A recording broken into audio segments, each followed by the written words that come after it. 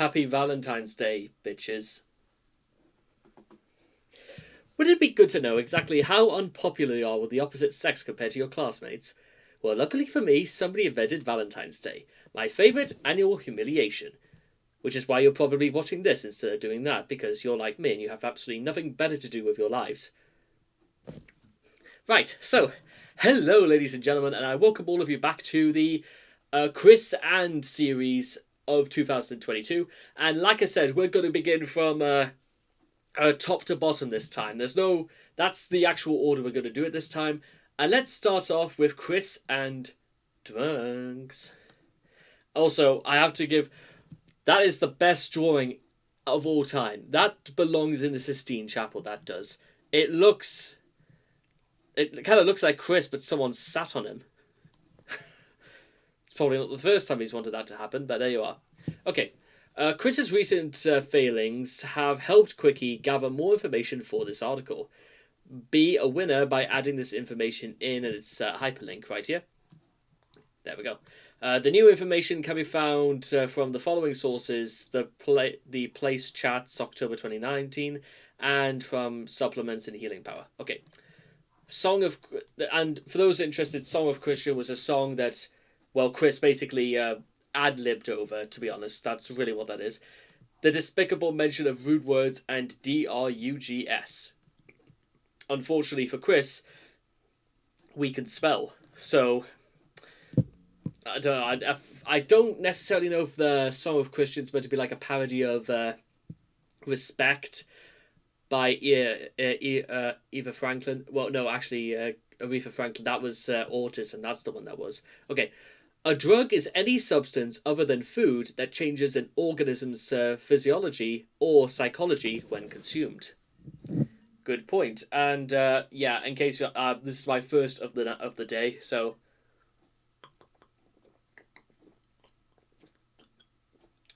I mean, listening to anything by Chris is like getting drunk, so why not go through the motions?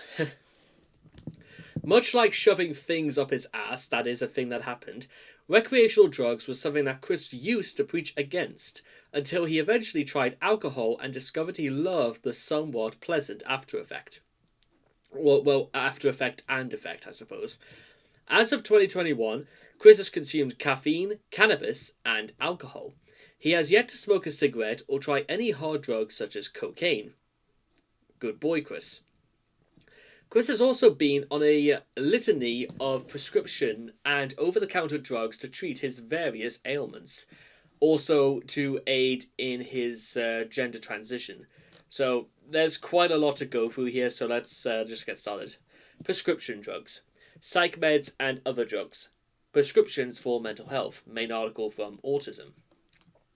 Due to Chris's autism, he has had to take a variety of prescription drugs over the years.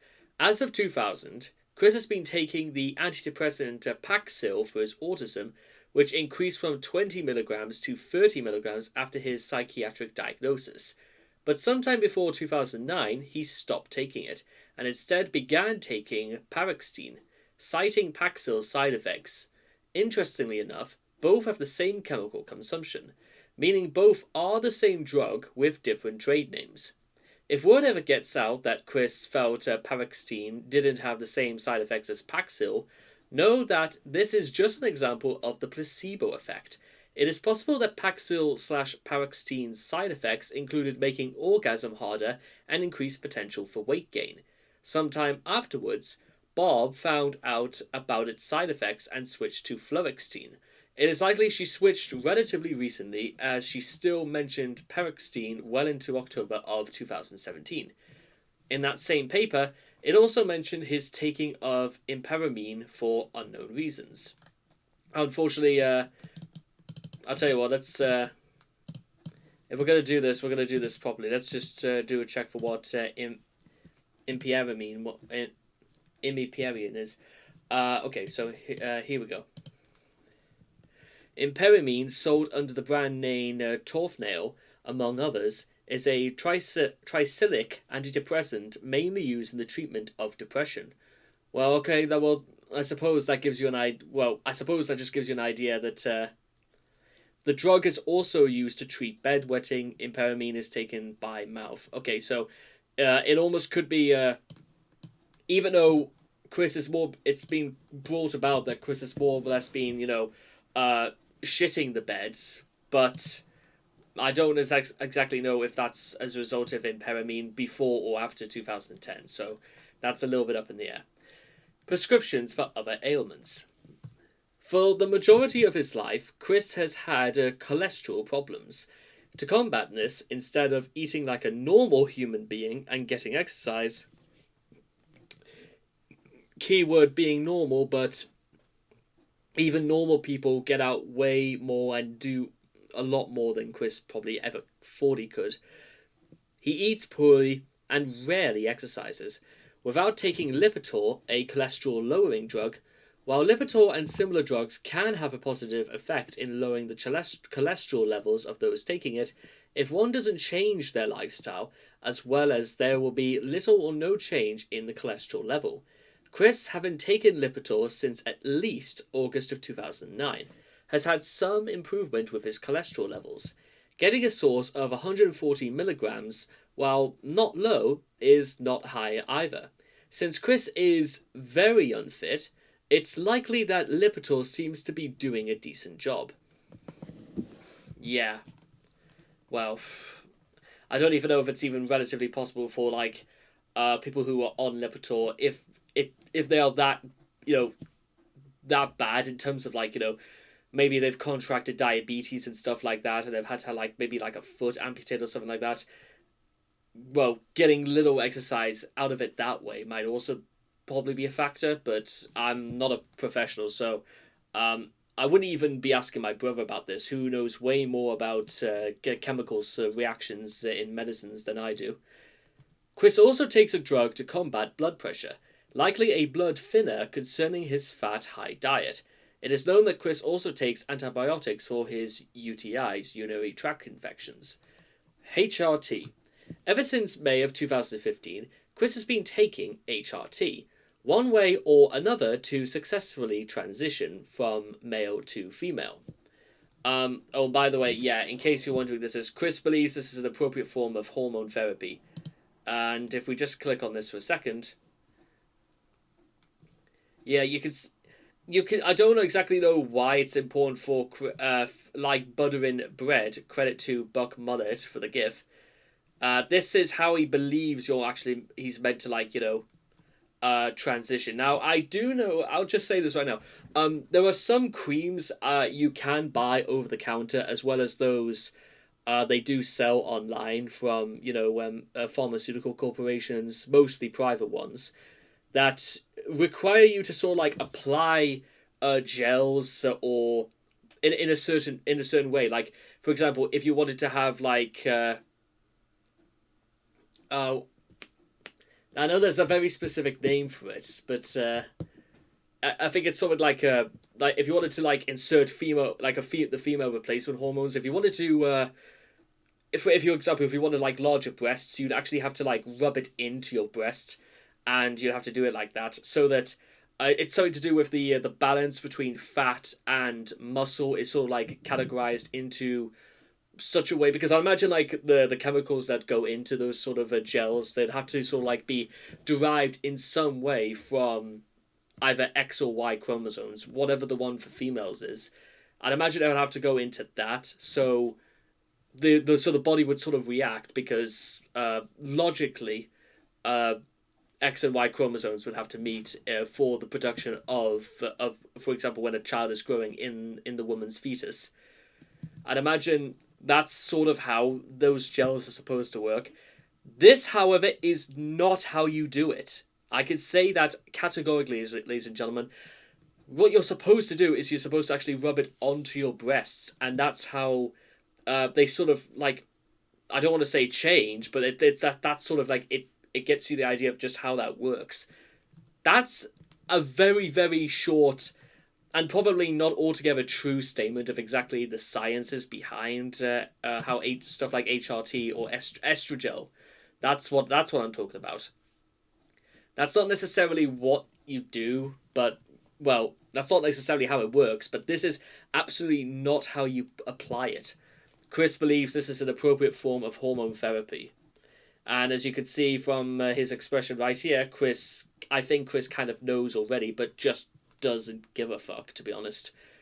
Or even bother to read exactly how to use the gels. Estrogel. Normally, transgender people plan out their gender transitions with doctors to ensure safety throughout the process. That is true. In fact, there was a story in the UK that a transgender clinic was actually shut down because of violations of certain health procedures. And again, believe me, ladies and gentlemen, that the margin for error for stuff like this is incredibly high. Not only incredibly high, but the procedures to actually get up to the parts where they would begin to formulaically sort of like go through with the patient exactly how the surgery would take place. And then, of course, there's got to wonder about routine drug checks. It's not really the sort of thing you could just stop taking, because that will completely ruin your body's chemical makeup. There's also sort of things that in terms of certainly in the production of sperm cells or egg cells or stuff like that. There's a lot of things that can go wrong with this procedure.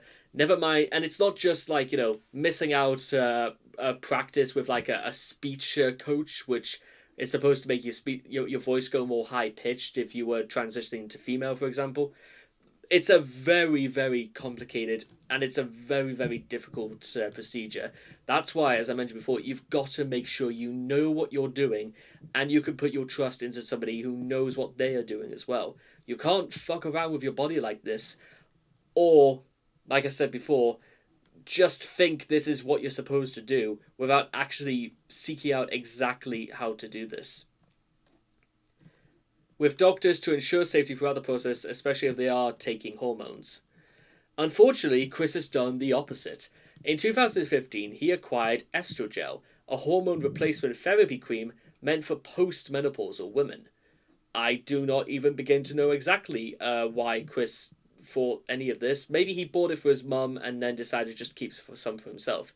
It is meant to be prescription only, but Chris got around the requirement to see a doctor by ordering through offshore pharmacy. Estrogel has health risks, such as fluid retention, weight changes, rise in blood pressure, disastrous for an obese person like Chris, and blood clots. And that is when it is applied properly via a small dosage on the arm once per day. He even managed to fail at following the directions on the package, as shown in Estrogel application and vibrating bra how-to. I've seen that as well. It is literally how it sounds, because for some reason Chris was told, probably somebody on those binaural beat videos, that if you put like vibrators into a bra and you put them against your chest, it's going to immediately start thinking that your chromosome makeup is different and that you'll start growing breasts not naturally. That's as far as I think Chris has probably been concerned, because Chris wants a very quick fix and easy change, as opposed to reading or taking any sort of precautions or care whatsoever, including to his own body, in which he slathers the cream onto his stomach like buttering bread. Kim Wilson revealed that he was taking the hormones in May of 2015, and Chris mentioned the drug again as late as August of 2016.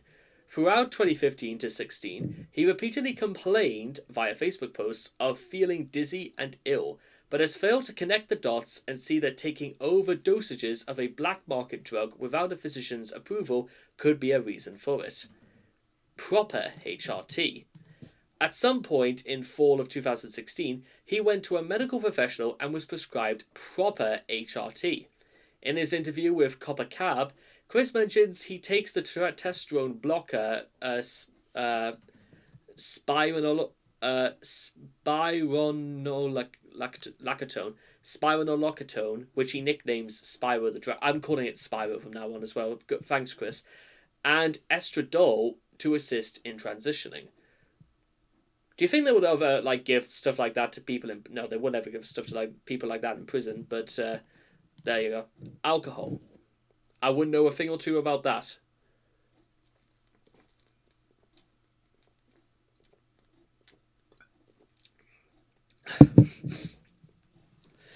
I was almost sick. Ever since getting married to Rosechew, Sonichu finds the Reeb helps dull the pain. Oh boy, that's too real. Background. Like many things in his life, Chris has drastically changed his feelings about intoxicating beverages over the years. Chris once described alcohol as a slow-acting poison. In his future message video, he also touched on the subject during VivTeg's AIM chat, where in line 309, he mentioned that he would not go to a singles bar because of it, and cigarettes. When asked about alcohol in Mumble Chat number 2, he stated that it causes liver dysfunction and likely bar fights and automobile accidents. I mean, Chris is not technically wrong, but I'd be more concerned about the first one. If only, however. Chris delivered a practically effusive tirade in one of his emails to Reggie Fils ME.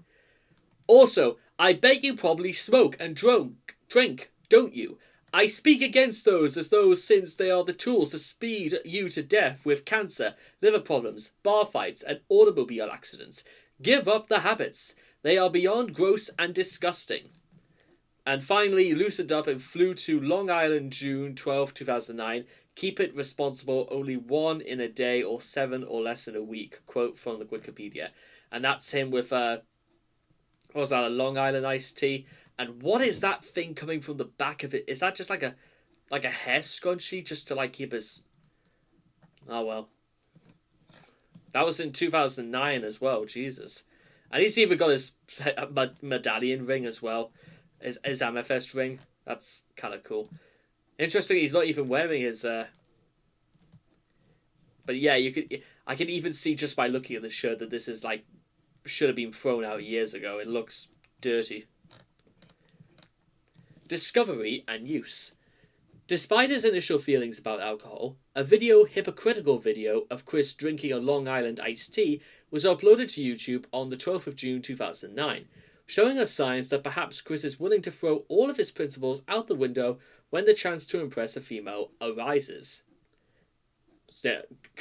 Knowing what I know about Chris's medical history, I think that's the only time he'll get a rise out of anything. Alcohol was mentioned and mothers.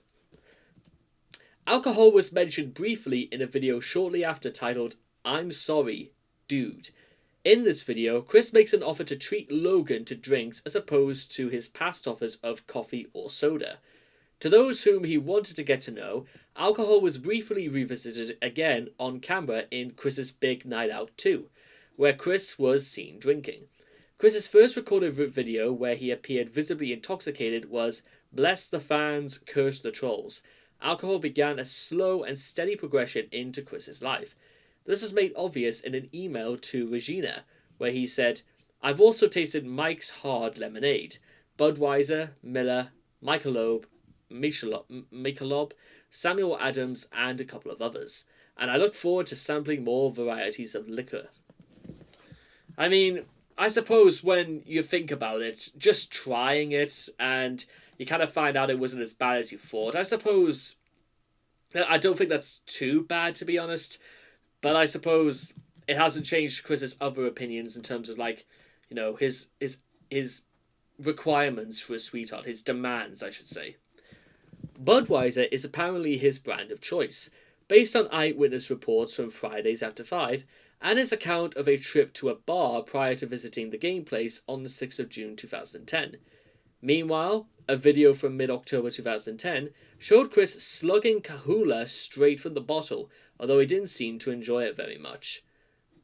Oh yeah, and if you're wondering though why he was drinking Kahula, it's because he was trying to intimidate a black man called Lars who was going out with somebody who used to go out with a girl he was trying to get into. Yes, like that. And he made himself look like an idiot, because what do you expect?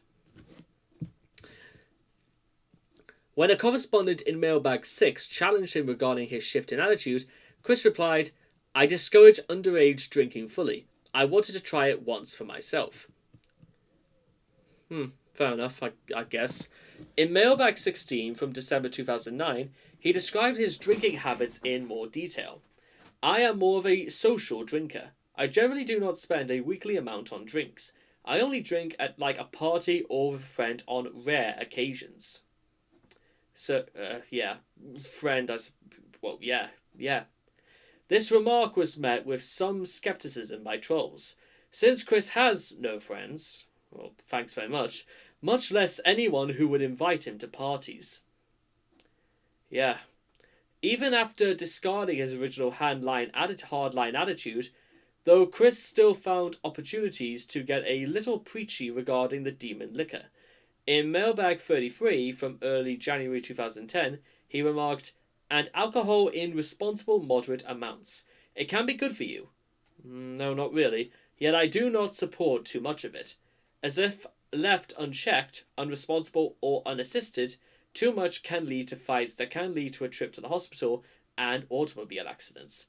He also, in Mailbag 5, advanced the bizarre theory that drinking while pregnant can provoke homosexuality in the child. How is it possible for someone to be that ignorant about everything he's ever learned in his life? Can provoke homosexuality. What does that mean? Chris, I know you've explained it, but can you explain it again? Because I don't really understand that. Oh dear. In June the 6th, 2010, Chris revealed that he had been drinking at a bar before driving to the game place and getting into a confrontation with a manager. Probably wondering why Chris was driving while drinking. That's immediately a thing I want to know. Alcohol may be a contributing factor to Chris's declining health. Since his decision to leave the internet and instead seek real-life interaction, Chris has revealed to us that he spent most of his day sitting in bars and playing on his Nintendo DSi. While he once claimed to be a social drinker, it is becoming quite obvious that he is anything but. Chris's childlike perception of the world is most likely defaming his awareness to the substance's advancement of relevancy in his life. At this point, he may be turning to alcohol for escapism. Well, not in the last year, but there you go. Also, alcoholism has been proven to be a telltale sign of Peter Pan syndrome, which clearly applies to Chris. In addition, Chris, being the slow in the mind that he is alleged to add raw sugar to his beer on a regular basis. Not only is this unnecessary, but may lead to further problems in the near future.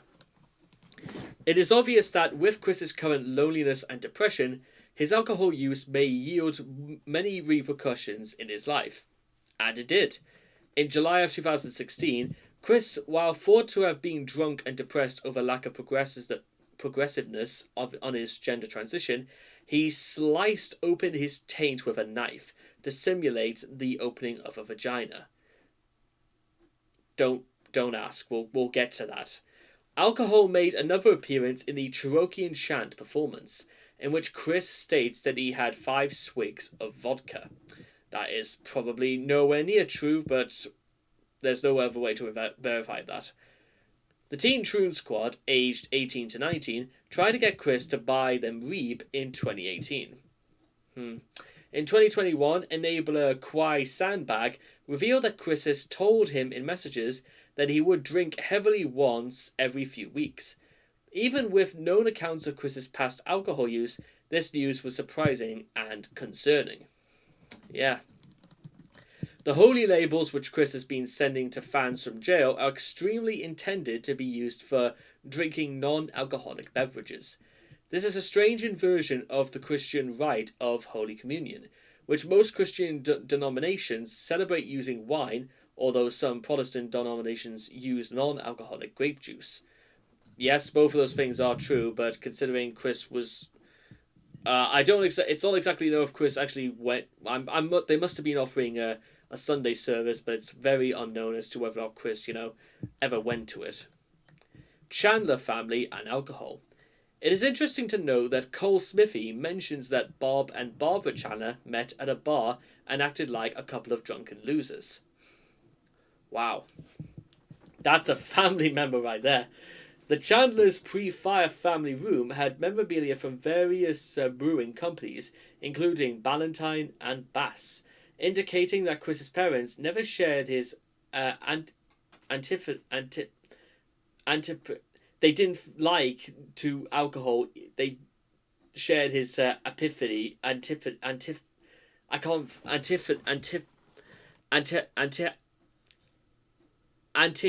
antipathy to alcohol in their old age. Chris's family line has a history with alcohol. Chris's maternal great-grandfather, Robert Pettis Wynn, drank heavily and had a girlfriend during the time he was married.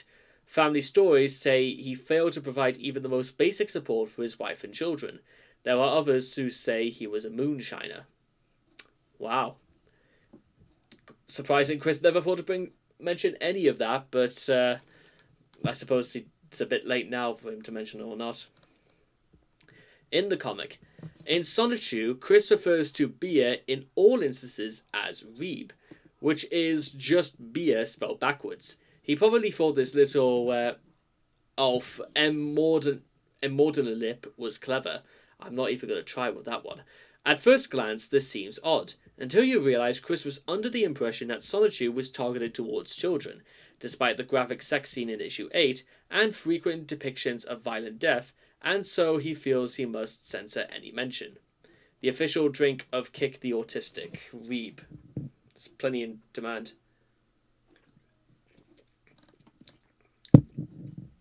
Of alcohol in the comic.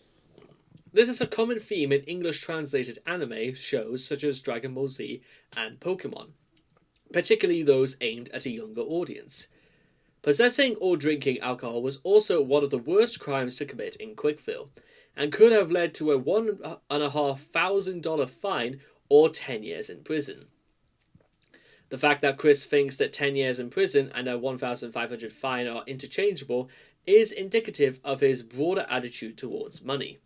It is also interesting to note that this punishment is much more lenient than the Quickville penalty for homosexuality, and you thought Chris was intolerant. Chris later said in his Rolling and Trolling video, and then you get this, video that there was the prohibition had since been repealed. Reeb is the drink of choice for the drunkards working at 4centgarbage.com. It should also be noted that there really is a drink called Reeb. It's a Chinese beer produced in Shanghai, though it's doubtful that Chris knew about it. And then you've got this, and tobacco. That just... And I want you to... Guys, and listen, I'm just going to make a very quick thing about this, and then we'll do the rest of the article. Chris consciously went out... Oh, by the way, the reason that... If you're wondering what that shirt is behind him, it's I enjoy vagina is what he wrote on that. And then he just wrote want woman. And bear in mind, this is at Fridays after 5, and he's got his Nintendo DSi in his pocket, in his jean pocket, and there are children all around this place. And yeah, in case you're wondering, now if you do not need me to tell you how inappropriate this all looks, but yeah, and even the pose, what is Chris posing at to do this? But I don't. It makes him look like a pedophile, if ever I saw one.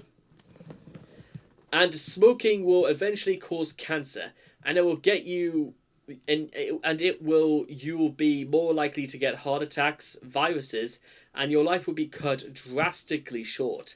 They don't call cigarettes and cigars death sticks for nothing, other than killing you slowly.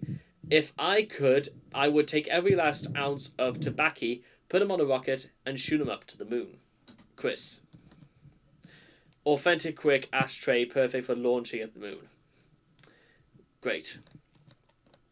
Tobacco, called tobacco by Chris, is a recreational drug derived from Nicotiana plants. If Chris could be words, he would send every last ounce of tobacco on a rocket to the moon. One of the prerequisites for a sweetheart that Chris has never veered from is that she must be smoke-free. Given his flip-flopping regarding his hatred of alcohol, it is uncertain whether Chris has ever smoked, although he did pretend to smoke a peace pipe for Jackie. It was about as awkward as you could possibly get. Chris on Tobacco. In his famous future message of the 24th of February 2007, Chris expressed his wish for all tobacco to be shot to the moon. In an ED edit from the 10th of November 2007, regarding a comment about Christian Weston Chandler's future message, Chris said he was too uncomfortable for saying the word tobacco. I'm not too sure how, but okay. Chris's tobacco rocket plan was elaborated on in January of 2009. I have given thought sending the tobacco to the sun, but then the smell from all that would likely emit from the giant star and stink up our galaxy, possibly shortening the lifespan not only around our world, but the other 8 planets as well. That's kind of clever, Chris. I'm glad you had some rationality to that. Chris has also related a dream he once had regarding the risks posed by tobacco consumption. I was in a factory and I watched people lying on a conveyor belt with their mouths full of cigarettes, going through burning ovens, coming out signed "not on fire," then dunked into a huge tank of alcohol that dissolved them to dust, like acid would do. And their remains would come out of the factory smokestacks in puffs of smoke and ashes. And another detail, the front of the factory is skull-shaped. That's Chris's cigarette nightmare, which gives credence to the fact that it looks like Mr. Wily's castle from Mega Man. Yeah, makes sense. No, nothing about this makes sense, but there you go. Chris has stated that tobacco and alcohol importation is the most severe crime in Quickville and warrants 10 years imprisonment or a $1,500 fine. In short, importing cigarettes is worse than rape, theft, murder, or even being a homosexual in Quickville. It's kind of almost like the reverse San Francisco, to be honest, Quickville. Cannabis.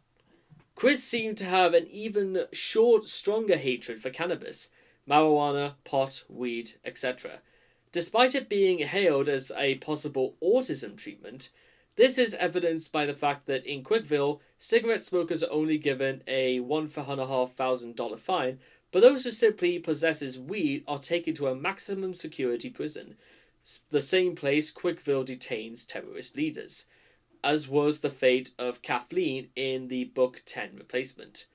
Interestingly, the Jamaican war veteran Enos from the original Solitude 10 somehow managed to escape this sentence, instead being forced into a soup hotel.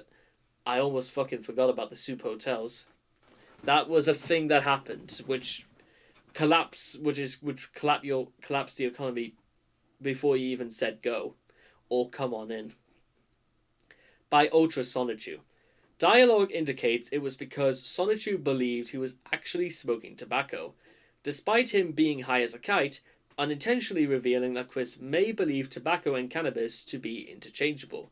The fact that Wacky Tobacco was used as a name for cannabis back in the 1940s and 50s further adds weight to this theory. In true Chris hypocritical fashion, it was revealed by Kim Wilson on Facebook that in July of 2016, Chris had tried smoking cannabis at OmegaCon, and he was offered it at Impulse as well. Chris confirmed that he did try weed a couple of times in a Twitter comment. Thanks, not totally my thing, that kind of high, the couple of times aside. Don't ever tell stuff like that on the internet, guys, even on Twitter. It's there for everyone to see. Under the influence of the idea guy, Chris changed Sonichu's official birthday to 20th of April or 420, often celebrated as a stoner holiday. However, given the idea guy's apparent obsession with Nazis and other offensive topics, this could also be a reference to the birthday of Adolf Hitler, or the date of the 1999 Columbine High School massacre. Yeah. In 2018, Chris smoked pot with the Teen Troon Squad, hanging out at their house to partake.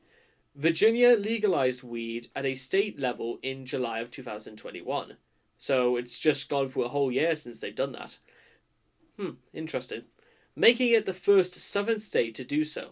However, Chris spent the month hooked on a different vice which is still very much illegal. And is it what I think it is if we hover over? Yes, it is. And finally, caffeine. Being an avid Coca-Cola drinker and Fanta, Chris is no stranger to caffeine consumption, though he curiously denied using caffeine in the Autism Papers. His heavy soda consumption is likely to blame for his distorted sleep patterns.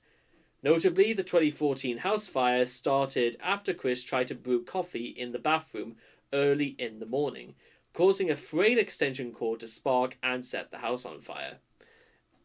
Why anyone would even think about doing any of those things ever since, or in the first place, is probably lost to the very end of time. And that, ladies and gentlemen, concludes Chris and drugs. For the most part, what exactly have we learned here, ladies and gentlemen? You can go to prison for worse things than rape, murder, or being gay. Chris secretly is something of an alcoholic because his life is that miserable, and Chris thinks, putting estrogel, something designed for much older women onto his tummy is going to help him transition. Well, none of those things happened, and it's no surprise, to be honest, that he would try that. That's the thing, again, you have to understand, ladies and gentlemen, is that desperate men do very desperate things, and Chris is absolutely no exception to the rule. Because if he was, then he wouldn't be doing them anyway, so there's that. So, that is going to do it for this video, ladies and gentlemen. I hope all of you guys have enjoyed it. I hope all of you have managed to learn something out of all this. Make sure to also leave a comment in the comment section down below. Let me know what you guys thought of the reading for yourselves. And I will hope to see all of you guys again in the next video. Take care and have a very, very good afternoon.